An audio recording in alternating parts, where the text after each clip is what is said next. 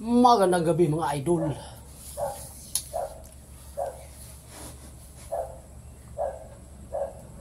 Alam niyo mga idol, sa mga hindi nakakaalam kalahati ng edad ko ngayon, 56 na ako. Kalahati nun ay ginugulo sa ibang bansa, sa Saudi Arabia. Kalahati ng edad ko. Umuwi lang ako nung tapos na yung mga anak ko. 4 yung napatapos ko sa college mga idol. Kaya sabi nila yung OFW daw, mapera, hindi. Depende. Kagaya ko, napatapos ko nga yung mga anak ko na 4 sa college. Kaya wala akong ipon. Ordinary lang naman ako doon. Worker lang ako doon sa factory. So maliit lang ang sweldo doon. Maliit lang ang sweldo sa factory. Noong 2023 na nag-forgood na ako mga idol. So ang pinagkakabalahan ko ngayon, itong sari-sari store ko na maliit. Kasi yung service benefit ko na 8 years, yun ang ginamit ko dito sa pagpatayo nitong tindahan. Kasi nung 2013 nag-resign ako noon kasi nayulanda ako. So yung service benefit ko ng 13 years naman noon, yun naman ang pinang-repair ko sa bahay. Kasi nayulanda nga kami dito. Dito ako sa Leyte, sa Carigara. Wala namang naitulong ang gobyerno. Wala, kahit pa ako, wala. Walang totoo, wala talagang naitulong ang gobyerno sa mga... Diba, tinulungan nila yung Red Cross, tulong. Pero doon sa mga kagaya namin, wala. Pinurakot yata yung pera. So ang kalakaran dito ko ngayon, parang ano na lang, parang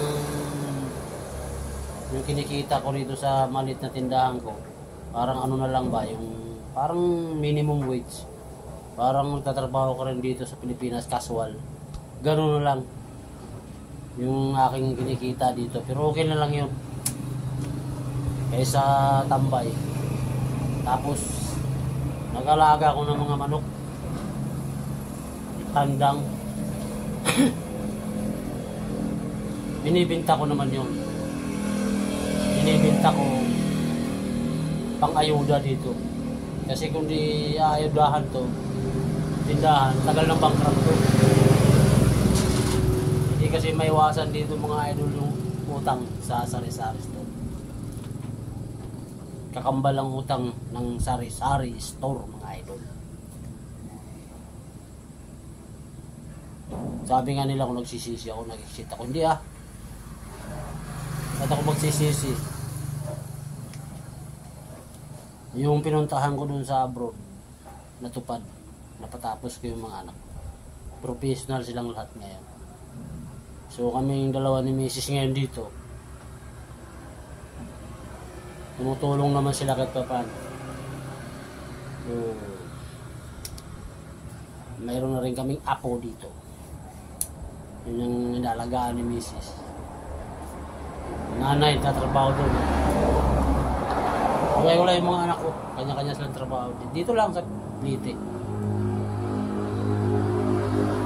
So, kasi yung buhay OFW, okay, tatanungin nyo. Kailangan yung punta nyo abroad kayo. Meron kayong purpose. Meron kayong tinutumbok. Ano ba talaga gagawin purpose kung ba't ka nandun? Kasi wala. Trabaho ka sa Pilipinas, dito ka na lang. Kasi kung ordinary ka rin lang doon, hindi ho talaga makakaipon. Kung FW ka, hindi talaga makakaipon. Kasi sa totoo lang, yung Saudi Arabia, ang times 5 na yata, times 6 pa. Yung mahal ng bilihin doon.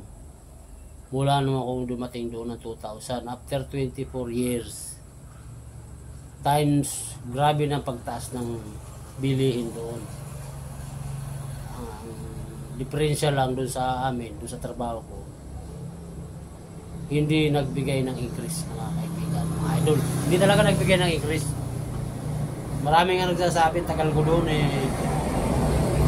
ang laki na raw na sahod. Hindi nagbigay ng increase. Ang iniingatan lang namin doon, yung link of service, ganun na lang. Para meron kaming maiuwi kahit konti pag nagpurgod ka na. So, karamihan ng kumpanya doon ganun. Hindi nagbibigay ng increase. Kung labi na kung sa factory ka lang, hindi nagbibigay ng increase. Ang increase doon lang sa mga national nila, mga Saudi national. Kasi kaya sila hindi nagbibigay ng increase. Marami doon mga freelancer, yung mga nagpaparental. Makakarating sila doon, lalo na yung mga Bangladesh. May nag-sponsor sa kanila ng ikama. Pupunta sila doon sa Saudi. Tapos pag nagkatrabaho, paparentahan nila yung ang mahal, ang laki ng sweldo. Yung sponsor ang mismong magbibigay ng magkano sa sahur nila. Kasi nga yung